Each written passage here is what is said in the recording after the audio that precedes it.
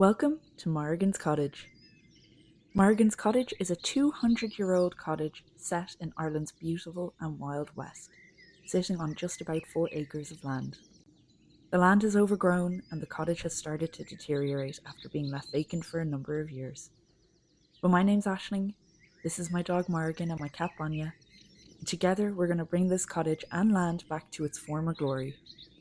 Follow us along through the surprises, the headaches, and successes in bringing back the character to this lovely old home, and in turning the land into a biodiverse cottage garden and home rescue to animals in the future.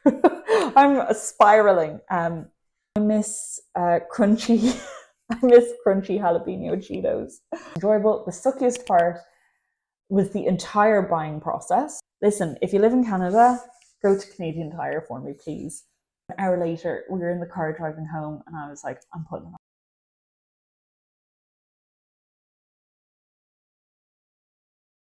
Hello, and welcome back. Oh, we have a visitor. Give me then. Okay, can you sit? Yeah. Hello, and welcome back to Morrigan's Cottage. You don't want to stay for the Q&A? Okay, so welcome back to Morrigan's Cottage, and today's video is a tiny bit different to our normal videos because we are finally doing the Q&A. Morrigan might pop in here and there to help answer the questions, but it's probably just going to be me. I have them on my laptop here, so I'm just going to pull them up. So this isn't my normal kind of video because obviously it's a Q&A. I'm not really showing you, oh, it's lashing outside. Great. I was hoping to get out and do some gardening after this, but that's okay. So like I was saying, this isn't my normal video, and that usually comprises of me just chaotically going around this house and trying to fix things and do things and take things apart. So this is a sit-down video that we're going to do, and I don't know if I'm really able to do that because I'm a bit distractible. But I did say I was going to do a Q&A because I was getting lots of just questions on every video, and sometimes I was answering the same question, so I thought this was a good place to kind of put the questions and then it's all in one place. And yeah, if you don't know something, you can come here because most of the common asked questions will be in this. But like I said, I'm a bit distractible. I might look off here, there, everywhere. I'm just looking out the window or I'm looking at the dog. I'm not the best at sitting still and talking to a camera. It is really lashing outside, but I have gone ahead and put all the questions together so I won't be as chaotic, and I will try and pronounce all the usernames correctly, and I will also try answer the questions as best as possible. Hopefully it won't be too boring, and hopefully some of the questions you'll find interesting, or you had that question and now it's been answered. So yeah, let's just get straight into it. So the first question is from Denise Meredith 2436. Are you planning to work remotely from the cottage when it's livable? So yes, I will be, hopefully. Well, I'll be hoping to work from the cottage before it's livable. Technically speaking, the cottage in its current state is livable because it has a functioning bathroom, it has a functioning enough kitchen, and it has a room that's, you know, dry, and it's got a roof over it that can be used as a bedroom. So technically speaking, the house is livable at the moment. There isn't any heating, which is a huge drawback, and there isn't super safe electrics, which is another drawback. But the plan is, as soon as I get the thumbs up from the county council, I will be moving in, and that will be before the work even starts. So God help me. Lily 6766 has asked, what do you do for a living? How many are you at your parents' place? How will you finance the renovations? What kind of professionals have you looked at your house, and what's the plan? And how many siblings do you have? So first question, what do I do for a living? I work for a company that does basically, oh, hello, sweet angel. Did you eat for your lunch? I think there's a little bit left. Hang on, you've got a little piece of grass beside your eye, and I don't like that. Good girl. Go eat that breakfast. What do I do for a living? I work for a company that helps people become foster carers and then helps match children in foster care, be placed with the right foster family. I do basically administration. So I'm not like a social worker or anything like that. How many are living at my parents' place? All of us. Too many of us. So it kind of links in with the follow-up question, how many siblings do you have? So I am the oldest of, let me see, there's me, Sean, Kyla, Eve, and Amber. So there's 5 of us in the sibling group, and then obviously my mom and dad, and we all live in the house. And we live with my cat Bonya, my dog Morrigan. We live with my family's cat Belle, and then up until recently, we had 2 foster puppies, Charlie and Rosie. Actually, today Charlie has gone to his forever family, which is heartbreaking for us, but so exciting for him that he's going to have his own family. And Rosie or Doris or Daisy or Maud, I think we're going to be calling her Rosie, but we kind of cycle through different names because she doesn't really look like a Rosie. But she is also becoming part of our forever family today. So that's who's living at my house or my parents' house. How we finance the renovations alone. So I don't have money. I don't have a huge amount of money in savings. I have probably about just enough maybe to cover the heating as long as there's no unexpected costs. So hope is that I can get a credit union loan for about 20 or 30 grand. What kind of professionals have you looked at your house and what's the plan? So before I bought the house, we got a full survey of the house done. I say we, sorry, it's just me. I got a full survey of the house done. And he came and checked kind of everything, and all the problems with the house he notified me of. So like he said, for example, the heating system. So there's a stove that connects to the radiators. In the report, he was like, that's probably not going to be suitable for the house. So you'll need to think about replacing it. And then lo and behold, actually, it doesn't work at all. Then the electrics, he was like, they look kind of dodgy, but you'd have to get like a specialist electrician in to come and test the circuits. So I did, and an electrician came and he tested everything and basically said that like the electrics are not safe. So a full rewire needs to be done. What else came up in the pre-purchase survey? So he said that the plumbing in the house, like the piping, is quite old, so that probably needs to be replaced. And in fairness, it probably does. Now it is working, but if I'm getting things done anyway, I'm hoping to have the money to get that done. He said the gutters need to be replaced, and they absolutely do. They're hanging off the walls, and actually the roof hangs over the gutter, so the water doesn't even really go into the gutter. So next question is from Natasha B2304. Do you intend to have a woodland area on your land? Do you plan to change jobs when you move in? So first question, woodland area. I would love a woodland area. I haven't decided where it's going to go. I'm thinking as the land goes down, I'll put a little picture in here. So note to Ashling, put a picture in.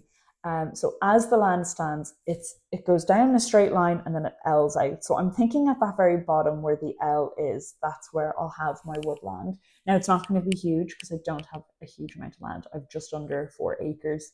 And I do have plans for the land where we're going to be rescuing some like bigger animals, donkeys, things like that. So like I do need the fields. The hope is that in the future, maybe the neighbors or someone else will be selling land kind of attached to my land, and I can buy that off them in the future and have more of a wildland area for nature and stuff. But a small little woodland would be brilliant with native Irish trees. That is definitely the dream. And then I'd like to put native Irish trees down the entire length of the property just for privacy and stuff like that. Do you plan to change jobs when you move in? No. So I think it's asked further down as well. Actually, another one, Sammy-IL1CP. What do you do for work? I've already answered that. I'm admin for a foster care company. And what are your plans for work when you move into the house? So this is kind of the same thing, and it might be asked further down again, but I'll just answer it here. So I have no intention of changing my jobs. I really like my job. I love the company I work for. I'm really settled in it. It's been just about a year and a half. We're coming up on 2 years at the end of October that I'll be with the company. And I like the people I work with. I like the vibe of the company. They take good care of us. And it kind of feels like you're helping kids who are vulnerable. So there's a lot of pros to the job. So I don't want to change jobs.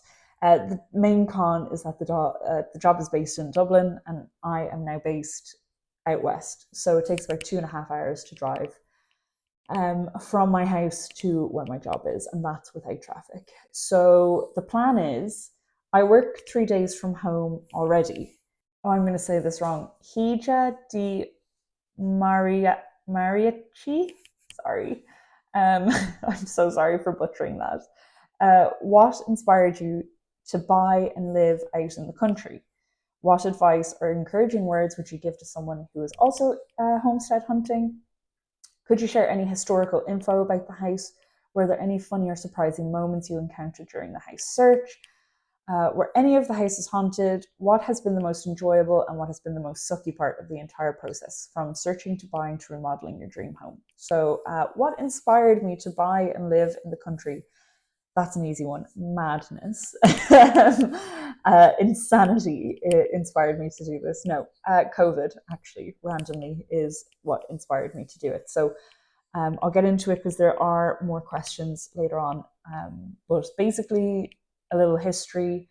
I have been living in Ireland for the last year and a half, a little over a year and a half. Prior to that, I was living in Canada for 10 years. And prior to that, I was born and raised in Ireland. So when I was in Canada, obviously COVID hit and it was very scary. And I know not everyone believes in COVID, and I know COVID is a controversial thing. We're not going to get into the politics of it.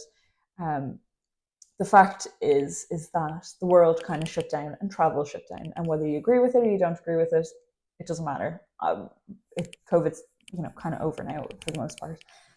So we won't get into the politics of it. This is a politic-free zone. But basically, I was over in Canada. COVID hit, the world shut down. You could no longer fly. I was 29, turning 30 that summer, and my trip was booked home to have my 30th birthday at home with my family. And I hadn't been home, I don't think, in about a year or maybe a year and a half at that point. So I back then tried to get home once a year at least.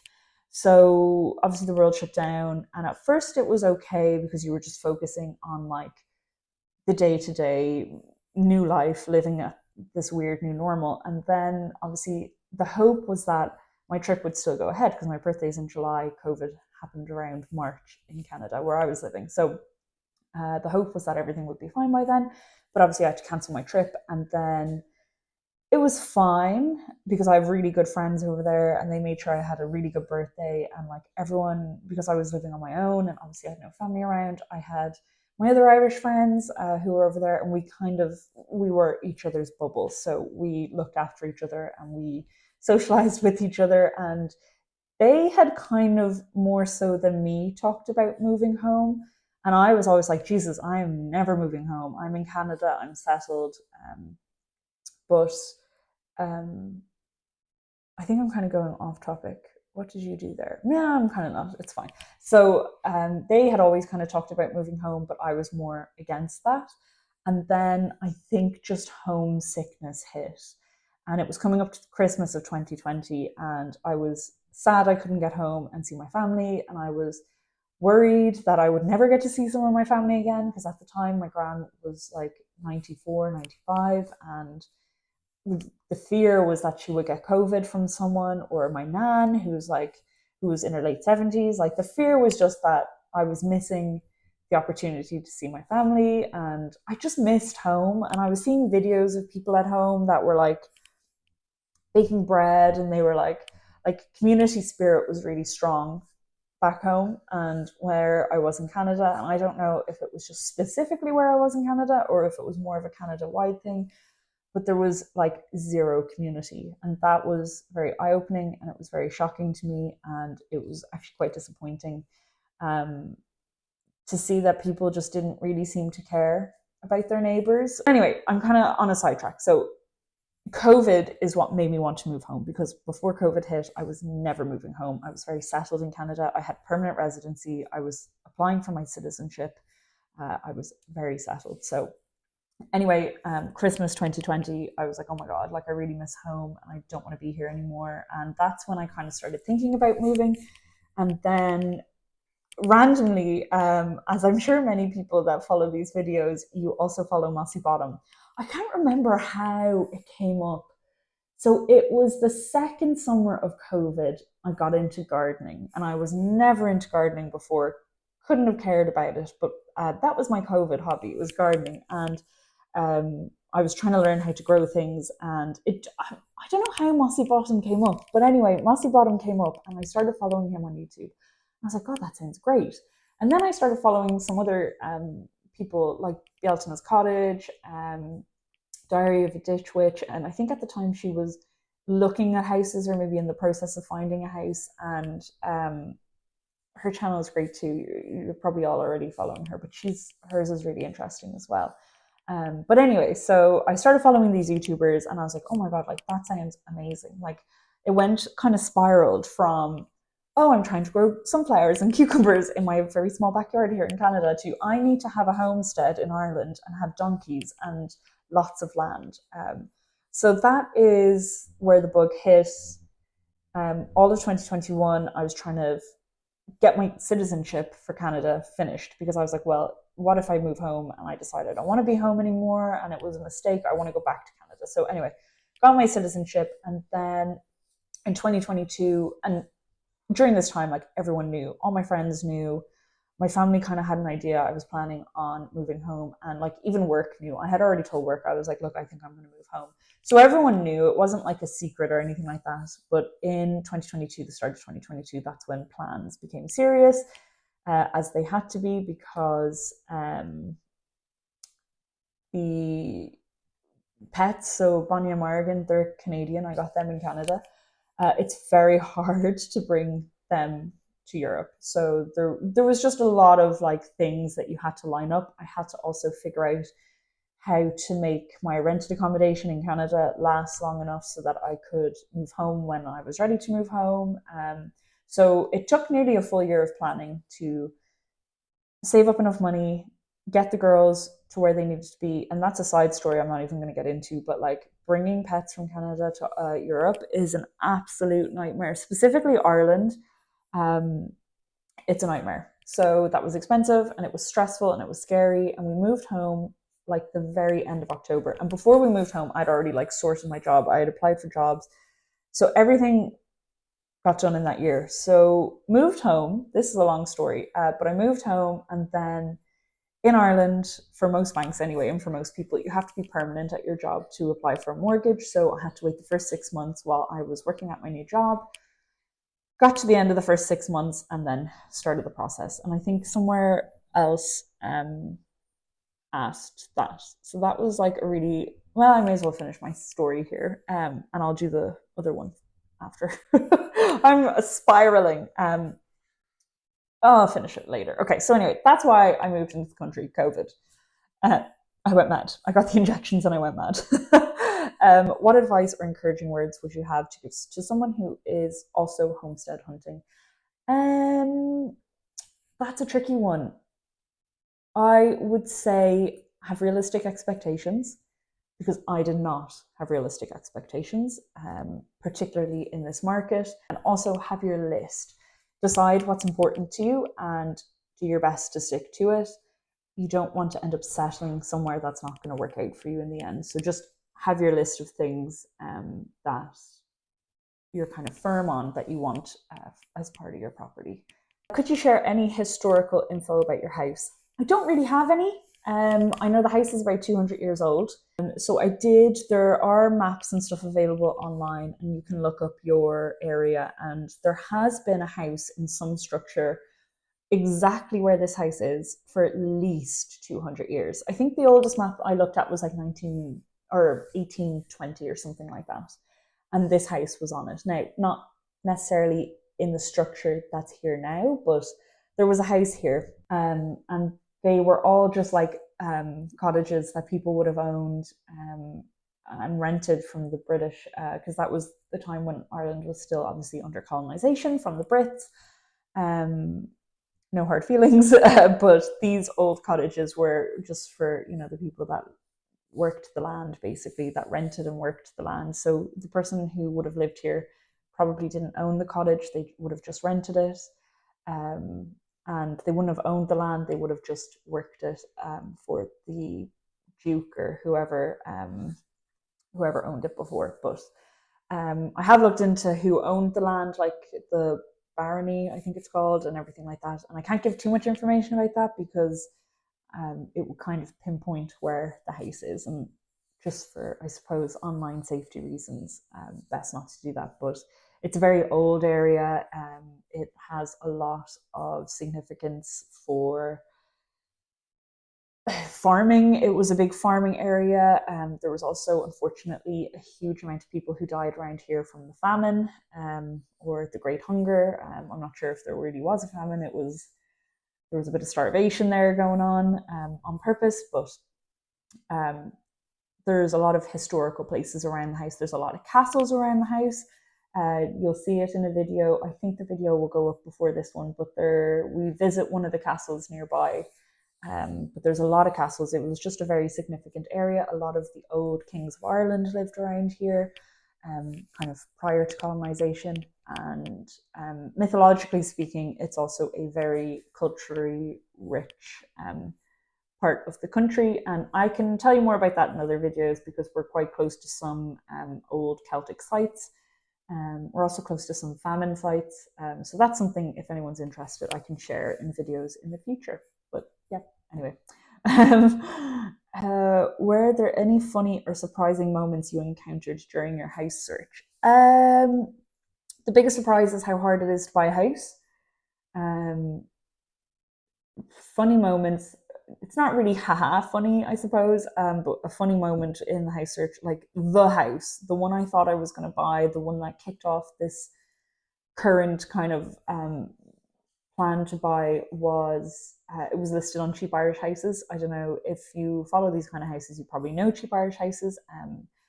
Maggie, she has a TV show, but she also has a YouTube and an Instagram and a Reader's Digest. And she basically finds all these old houses that are just looking for some love. And she posted up the house that I really liked. And I was really hopeful no one would have seen it, but unfortunately lots of people saw it and I did not get that house. And apparently when I was looking at this house, the realtor told me that she had come to this house and they filmed an episode of someone looking at this house, but they only put 3 in the episode and this one did not make it into the episode. It could have been a lie. I don't think so. John was great, but apparently this was on it. But as far as funny moments, no, it was all sadness and stress. It was all stress. So yeah, there wasn't really any funny moment. I suppose, no, there wasn't really any funny moments. It wasn't fun. Sorry to burst anyone's bubble. It's not fun trying to buy a house. Or any of the houses haunted. Probably, maybe. I don't necessarily believe in ghosts, but I do believe in energies, I think. And I don't believe in ghosts, but I don't write off the fact that maybe ghosts exist. Honey, what are you doing? Good girl. Stay where mommy can see you. Go play with your toys. So I'm sure people have been born and have also died in this house. It's 200 years old. People used to be born and die at home. But no haunted house stories that I know, as far as I know. What has been the most enjoyable and most sucky part of the entire process from searching to buying to remodeling your dream home? The most enjoyable has been going sale agreed. Doing up the kitchen a little bit. Like the kitchen doesn't look great, but it looks nicer than what it was. And just owning the house. I mean, I own it jointly with the bank, but having my own space. That was the most enjoyable. The suckiest part was the entire buying process. If you are looking to buy, just mentally prepare for a really stressful and hard time. I got approved for my mortgage really easily. My finances were really good. I had good savings, and my salary, like whilst it's not the best in the world, it was good enough to get approved for a decent mortgage. So I thought that would be the hardest part. That was actually the easiest part. Looking for houses, expect to be outbid. Like I said, we looked at 1, 2, 3, 4, I think 5 houses. And the first house was the one I really, really liked. And that was listed for 80 and it sold for 180. The second house that I really liked was like a carbon copy of the first house that I liked. It was the exact same. It was in a similar area. That one was listed for 120 and it sold, I think, for about 200. This was the third house we looked at, and we only looked at it. We weren't even going to come look at this house. My mom found it, and we looked at it because there was other houses in the area we were going to look at, and we were like, "Ah, sure, look, put it on the list. We'll be out there. We'll take a look."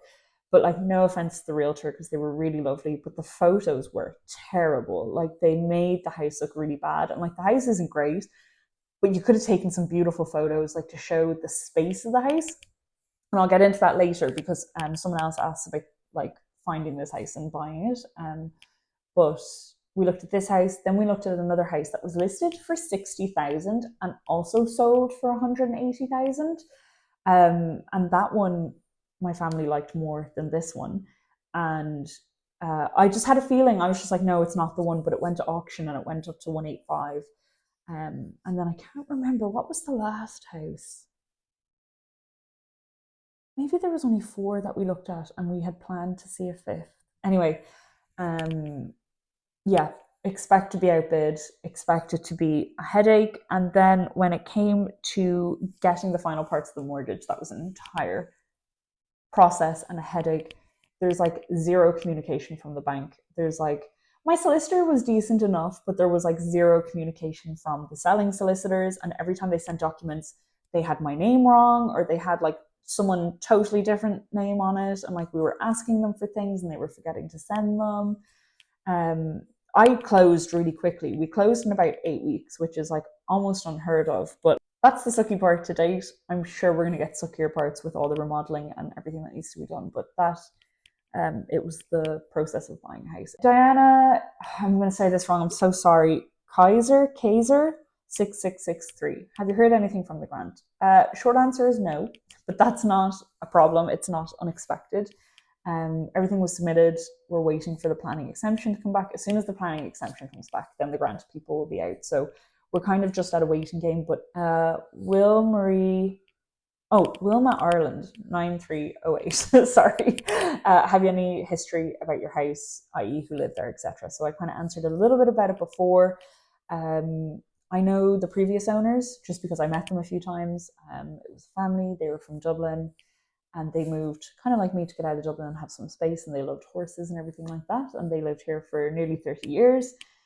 Prior to that, and when they bought the house, it was like obviously a lot more rundown than it is now. I think it had been empty maybe a while, but prior to them, they bought it from an older gentleman. Well, he had passed away. But the house is on this lane. So there's the big house on the corner, and that's owned by my neighbour. Then there's the house beside it, and it's the mother of the one who owns the house on the corner. And then this house here was owned by a single gentleman, and his family had lived here for a long time before that. He obviously died, and it got put for sale. Pat Kilmurray 4702. What were you doing in Canada? So what wasn't I doing in Canada? Originally, I moved to Canada when I was 23 because why not? It seems to be what Irish people do. We move. And when I moved over there, I got into the optical business. So I was like a dispensing assistant. I helped people pick glasses and I took their measurements and everything like that. And then I moved into a finance company and I worked in finance for 5 years whilst working part-time at the opticians as well. So I worked a lot when I was in Canada. What I would say is if you're living in Canada, the work-life balance, not as good as it is here in Ireland. Holidays, also not as good. But that's what I was doing in Canada. Making big money, paying very little tax. Where I was in Canada, Alberta, the taxes are lower and you basically keep more of your paycheck and you've got quite high wages. So that's what I was doing. Cooking 23, you spoke of living, working in Canada. What did you do there? Oh, so that's the same question. I worked in finance. So that's what I was doing. The Corner House Project, big fan of the Corner House Project. Love their videos. I'm sure everyone who's watching this one is already watching them, but if you're not, you should go check out their videos because they're just lovely people. What's the first big job you have planned once the grant gets approved? So the heating. The second the grant has been approved, I'm going to contact the heating people and I'm going to get them to come out and install all new radiators, all new pipework, all new hot water tank. Probably, actually, someone asked about the hot water tank recently because I think it's a copper hot water tank, and they said that like if you can, you should try keep it.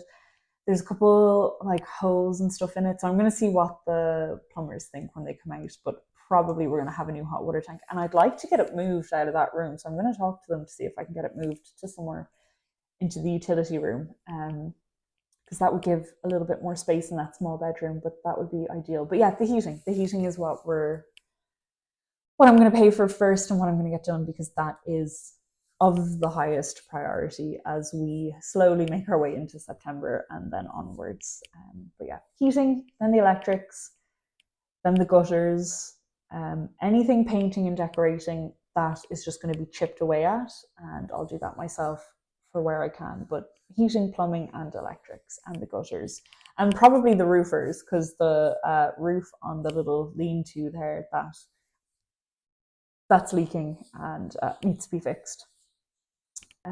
Michelle McGowan, 10:30. Do you have to get a building inspector to go through the house and give you a list in priority level of what needs to be done as part of the grant process? Yes and no. If you're going for the derelict grant, which basically, so I'm going for the vacancy grant, so I can get up to 50,000.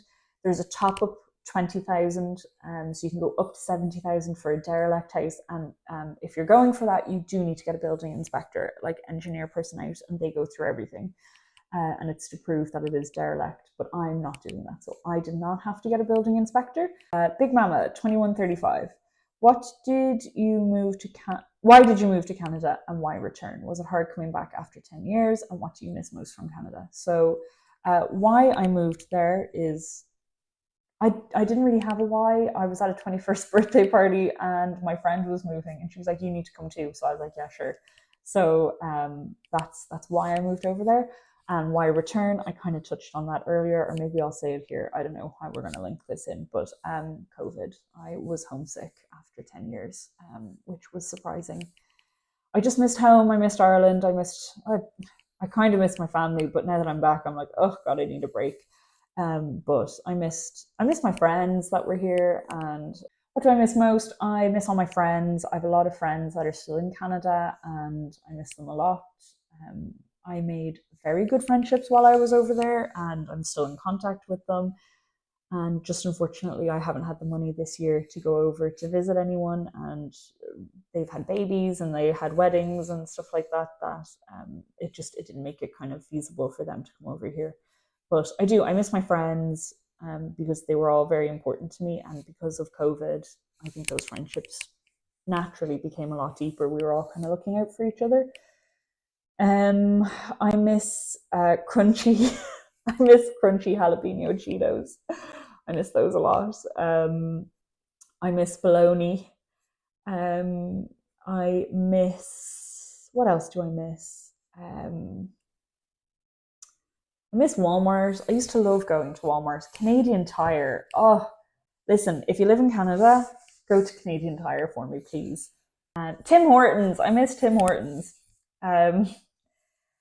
Sean Hennessy, 603. Once you've qualified for the grant, do you have to get all renos done before you get any money, or can the grant be paid in stages? No. It was rumored that they were going to do staged payments for the grant, but that did not go ahead. That never came true.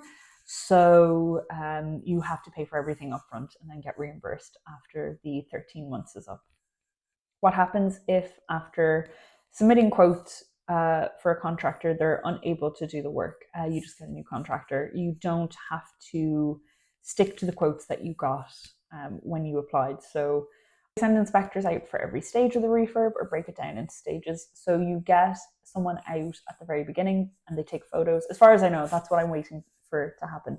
They'll take photos and they'll make notes, I think, and just write down everything you're planning on doing. I think they make sure that it's like justified. And then they come at the very end when you're finished. So just 2 inspections, one at the start and one at the end. I'm going to pronounce this wrong as well. I'm so sorry, Carla. So Carla Hassenstein, 547. Ballpark of how much the cottage cost. Is it a mortgage or did you pay outright? You mentioned in a previous video that this wasn't the property you initially wanted. Can you tell us any backstory about your journey to purchasing this place? How many other places you bid on before you got this place, etc.? How long for the sale to go through? What kind of job do you have, or what sector do you work in? Will you be able to work remotely once you are able to move there? What do you wish you had have known before you purchased your house? Have you read The Way Home by Mark Boyle? If you could have any skill now that you have your place, what do you wish it could be? Okay, so ballpark on how much the cottage cost. The cottage was listed for 120,000. I offered 100,000, and we met in the middle at 110,000. It was more expensive than I necessarily. My total budget to buy a house was 160,000.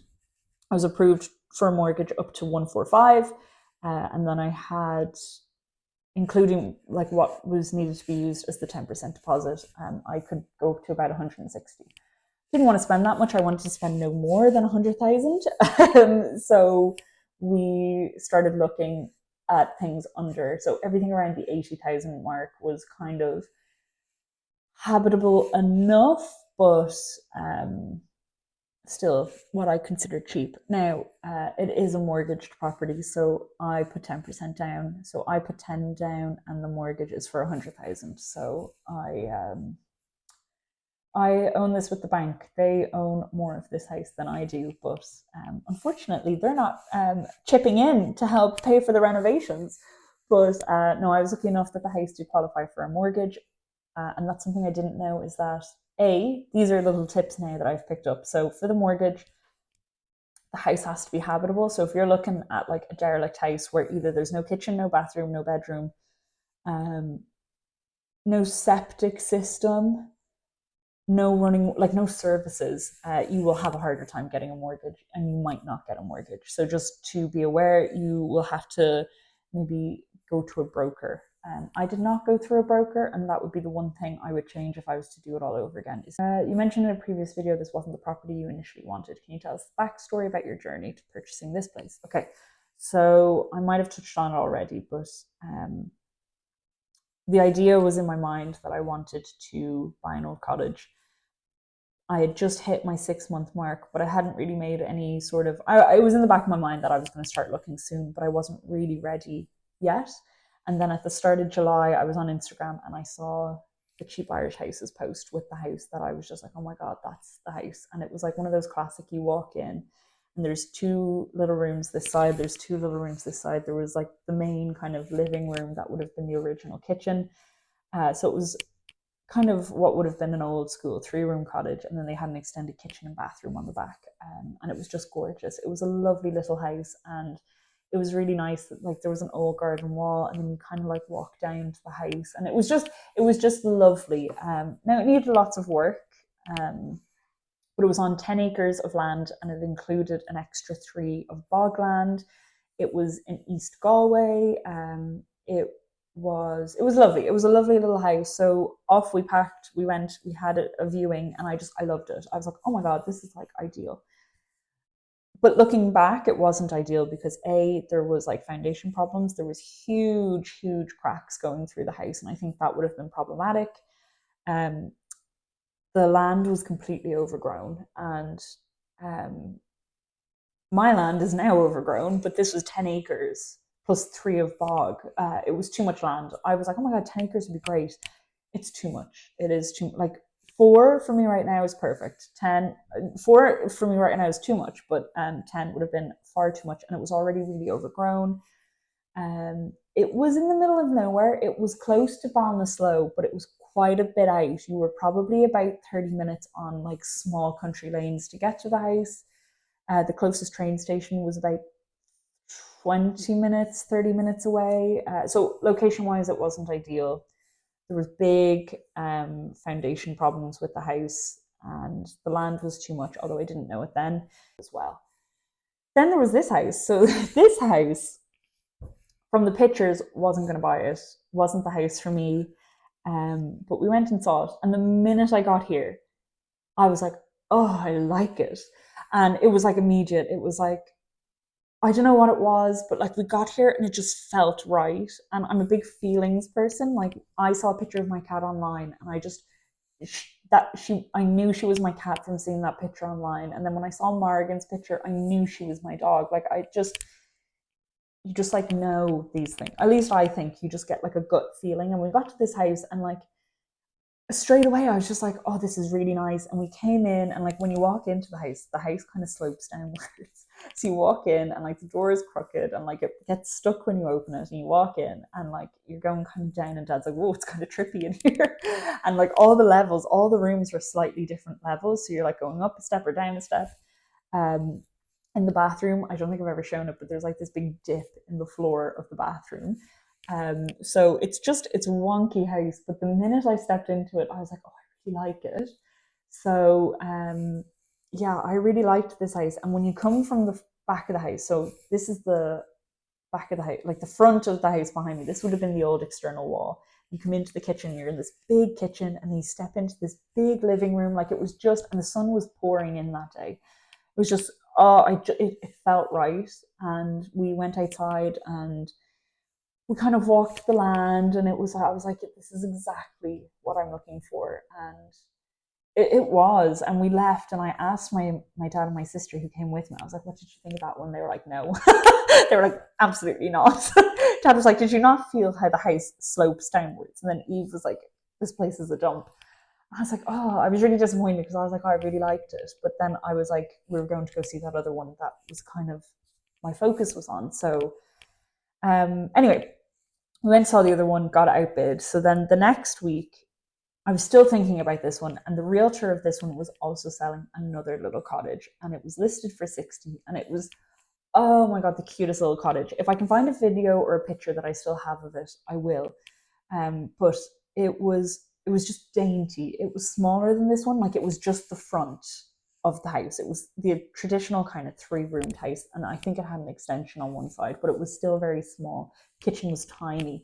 And we went to it, and it was on about 2 acres of land, and it was in better condition than this one. It was probably in move-in ready condition. It also was eligible for the grant, and it was cheap. It was 60,000. So went and viewed it, and it was nice. But just straight away, I was just like, this isn't the one. It just didn't feel like the one. And my dad and my sister really liked it. They were like, no, it's really nice. And I was like, it's not. So anyway, we went and viewed that other house. And on the same day, I asked for a second viewing of this house. And we came, and like straight away, like as soon as we were here again, I was like, yeah, this is the one. So we left both the viewings. We didn't really let the realtor know anything. And it's funny because before we left the viewing on this current house and go to the other house that was very cute and dainty, I already knew in my mind, I was like, this is the house we're bidding on. So I wasn't really saying anything, but like I knew. I hadn't even told my dad or my sister that this was the one. But we were walking around, like in my mind, I was like, okay, it's listed for 120. We're gonna go in hard here. We're not gonna get outbid again. So I was like, I'm gonna offer 120. We were walking around, and then the realtor, and like, John, if you ever see this, I'm so sorry. The realtor was like, I think my dad asked him, he was like, what's she looking for? What's the current offer on the house? And there was no offers on the house. This one was kind of overlooked because it wasn't written in the ad for the house that it was eligible for the grant. And had they put that in the ad, I think more people would have been interested. Because it wasn't, people weren't as interested. So it worked really. This house, just everything fell together for this one to be the one. And that's how I know it's the right one. But anyway, my dad asked, like, what's the current offer? What's she hoping to get? And the realtor was like, anything, she'd consider anything over 100,000. And here's the I was going to offer 120. So anyway, we went and saw the other house, and then it was about an hour later, we were in the car driving home, and I was like, I'm putting an offer in on this house. So my mom was like, do 100, no more than 100, go for 100. So we put an offer for 100 in. Straight away, the realtor gets back, and he's like, I'll let the owner know. And then, like, it was all very exciting. We were in the car, I was like, on my phone. And it's all by email, like. So anyway, he sent the offer to the owners, and they came back, and they were like, well, it's eligible for the grant, and blah, blah, blah, blah. Would you do 110? And in my mind, I was like, yes, 110. Let's meet at 110. And then my mom's like, 105. She's like, do not offer 110. And I'm like, no, I just want to close this. I don't want to be in a back and forth. So anyway, I got back to the realtor and I was like, yes, we'll meet at 110. As long as the sellers are able to produce the proof that this has been vacant for 2 years and it's eligible for the grant, we'll do 110. Because in my mind, it wasn't eligible for the grant because it wasn't in the ad. But it was, as it turns out. So anyway, I got back to him. I was like, we would go to 110, but no higher because there's a lot of work that needs to get done. And in fairness, there's a lot more work than we knew. So I think it was about half an hour later, the realtor gets back. We're still in the car. We're still driving back to Dublin. And the realtor gets back and he's like, they've accepted 110. It's sale agreed. And he's like, pay your booking deposit, which was, I think, like $3,000. And that was it. We were sale agreed on the house. And like, I kind of until now had forgotten how exciting. And actually, that's coming up on a year. So that will be a year at the very start of September is when we went sale agreed. How long for the sale to go through? It was about 8 weeks. What do you wish you had have known before you purchased the house? How stressful it is to buy a house? I thought it would be very easy. Have you read The Way Home by Mark Boyle? I haven't. It'll be on my list. I'm not the best reader. I don't read a lot, but I will put it on my list and I'll read it. If you could have any skill now that you have your place, what do you wish it would be? If I could be a carpenter, 10 out of 10. That would be great. Or if I just knew anything about doing anything. Like, I feel like I did not get taught these things. School should be teaching you how to do basic, like, plumbing and electrics. But if I could be a carpenter, absolutely, that would be great. JMCH2186. Would you consider either a Patreon page or a YouTube member option in order to enable more subs to contribute to the cottage upkeep? So, yes. So I have a Buy Me a Coffee. The link is kept in the description, and it kind of went in there quite quietly, and I don't talk about it. I have since, and by since I mean yesterday, well, I tried to set up a Patreon page. I set it up and then like they immediately closed it. They were like suspicious activity and they closed it. So I emailed them just to see what the situation is there because I thought that was kind of weird. But kind of hasn't left me with the best feeling about Patreon because like, is it a bit glitchy? But I also set up a YouTube membership option. And this is the only time I'm ever going to mention it. And I'm only mentioning it because A, it was asked, and B, I actually set it up yesterday. But I set it up quietly because I'm not going to be asking people to send me their money because that doesn't feel right to me. And like, I know other people do it and like that's their choice, but I just feel that like I'm making a little bit of money off of the YouTube videos. Like when you watch a video and you watch the ads, I make a little bit of money off of that. And from that money, I'm able to pay for my petrol to get here. But like that's free for people to do because I personally can't afford to subscribe to anyone's channels. And I can't afford Netflix and I can't afford Disney Plus or, like things like that. And I just feel like everyone works really hard for their money and I don't want to be taking people's money for something that they can get for free, that they can just watch for free on YouTube. And like, it's my house and I feel like I should be paying for it myself. And I feel like the money that goes into it should come from myself. So like, it's not that it feels like begging, but I just don't want it to feel like begging or something. And I also don't want to feel guilty for taking people's money. So anyway, there is a membership option and it's the exact same as the Buy Me a Coffee. And all I would say about it is don't feel obligated to join because you still get the videos for free. It's very quietly there. I'm not going to be asking you to join. And no disrespect to anyone who has a YouTube channel that does prompt people to join. Like, I don't think that that's a bad thing. I just don't want to do it because I don't want this to turn into a job for me because I share the videos as a hobby and I put the videos together as a hobby and there's no possibility that this could ever become a job for me. Like YouTube will never be able to it'll never pay for everything that I need for it to pay for. So I will always have my full-time job. And so making money off of YouTube is not like a high priority. But with that being said, lots of people have said that they would like to contribute. So if you want to contribute, there's the options, but please don't feel like you need to. And for anyone who can't afford it, definitely do not even think about it. If you're like me, just don't do it. Spend your money on food and stuff that you need. But if you happen to have a few spare euros and you want to help contribute, then absolutely you can. But yeah, it's there, and it's very awkward for me to talk about money. So we won't be talking about it again. But it is there. I might give an update if Patreon ever unsuspend me for being suspicious. But yeah, that's that. Margaret, I'm going to say your last name wrong. Margaret Derule 5715. Sorry.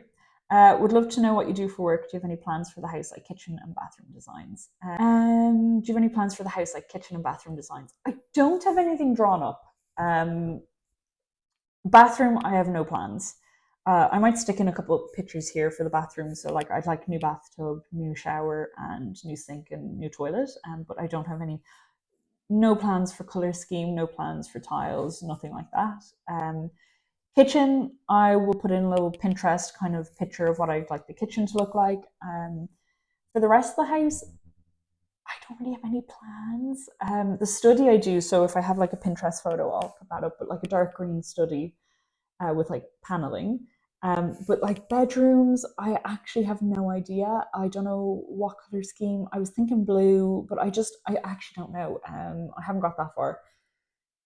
So I will put up a few pictures of like Pinterest inspiration of what I have for the rooms that I do have, but I don't really have any. Dee Dee, do you work remote or do you go into work? So I do half and half. I do 2 days in office and I do 2 days at home. That only just started. About a month ago, we used to do 3 days in office and 2 days at home, and then our company decided we deserved more at home. So that was really good of them. And then, if so, will that not be such a long journey? It absolutely will be, and we will take it as it comes. I'm going to test it out and see how it goes. And if it's not working, then that's something I'll have to figure out. And then final question is from Crazy Doxy Ladies 7169. Are you moving in there when it's completed? How far is your current place where you are staying from the cottage? So my current house is about 2.5 hours away. It's in South Dublin, Dunleary, and this house is like the west. It's not on the coast, but it's close enough to the coast. And am I moving in there when it's completed? I'm going to be moving in before it's even started. So as soon as we get the go ahead from the council, so I'm hoping to be moved in part time for most of the week by hopefully the end of this month. Okay, that is the end of the Q&A. You've heard me yap enough. We're gonna finish my coffee, we're gonna have something to eat, and we'll get outside and do some trimming. So I have more videos to show you of grass cutting. Sorry, that's what we've got going on at the moment. Anyway, bye.